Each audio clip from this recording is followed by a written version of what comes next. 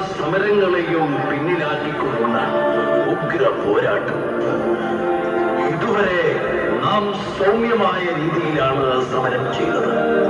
ഇനി കാര്യങ്ങൾ എത്രയും വേഗത്തിൽ നീക്കണം. ഒന്നുകിൽ നാം ഇന്ത്യയെ സ്വതന്ത്രമാക്കും, അല്ലെങ്കിൽ ആ പരിശ്രമത്തിൽ മരണം വരിക്കും. നമ്മുടെ അടിമത്തത്തിന്റെ സ്ഥിരം ഭാവം കാണാൻ വേണ്ടി നാം ജീവിച്ചിരിക്കില്ല. എനിക്ക് സ്വാതന്ത്ര്യം വേണം, എത്രയും പെട്ടെന്ന്, ഈ രാത്രിയിൽ തന്നെ. പ്രഭാതമുണരുമ്പോഴും കാത്തിരിക്കാൻ ക്ഷമയില്ലാതായിരിക്കുന്നു.